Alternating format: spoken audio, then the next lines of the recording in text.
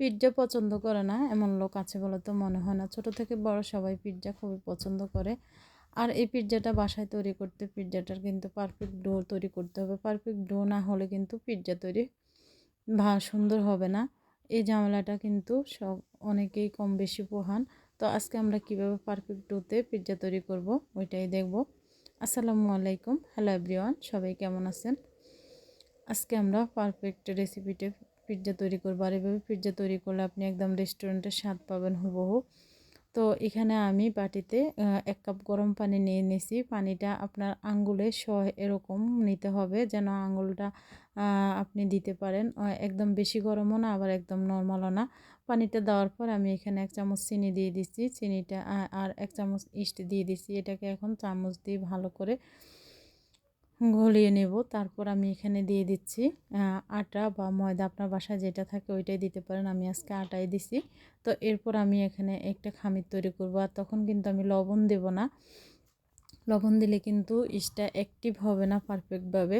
তো আমি ডোটা তৈরি করে আমি এটাকে ঢাকনা দিয়ে ঢেকে রাখছি 20 মিনিট। আর আপনি যদি আরও পারফেক্ট করতে চান তাহলে আপনি রাত্রে করে নর্মাল ফ্রিজে রেখে দিতে পারেন। তো এখন কিন্তু এই তো দেখতে পাচ্ছেন আমার ডোটা ফুলে একদম ডাবল হয়ে গেছে। আমি কিন্তু এর মাঝে একটু লবণ দিয়ে দিছি। যে পরিমাণ লবণটা লাগবে ডোটা আবার মথে নেওয়ার সময় ওই লবণটা দিয়ে দিবেন। আর হাতে একটু তেল মেখে নেবেন, তাহলে সুন্দর হবে। আর আজকে ডোটা আমি কিন্তু বেলুন দিয়ে বেলে নেই।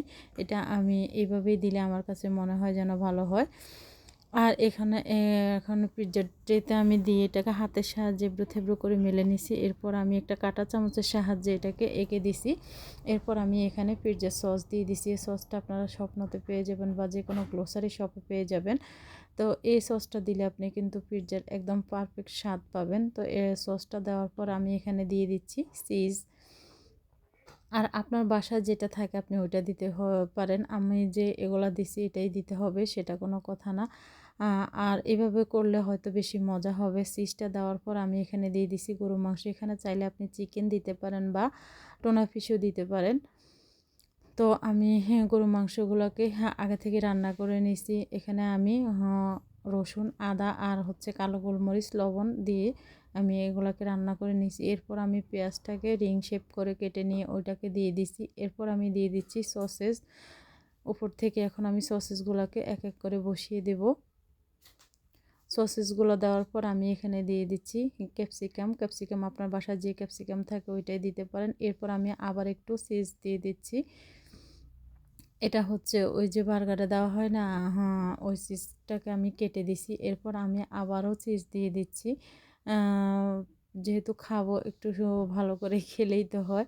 এরপর আমি উপর থেকে দিয়ে দিচ্ছি আবার ব্ল্যাক অলিভ আর কিছু অরিগানো দিয়ে দিচ্ছি। এরপর আমি এটাকে এখন ওভেনে 10 মিনিটের জন্য বেক করে নিব। আর আপনি যদি চুলায় করেন তাহলে প্রথমে হাই হিটে 10 মিনিট করবেন, এরপরে লো হিটে 10 মিনিট করবেন, 20 মিনিট করতে হবে। এই তো আমার পিৎজাটা রেডি হয়ে গেল। তো আমার ভিডিওটা কেমন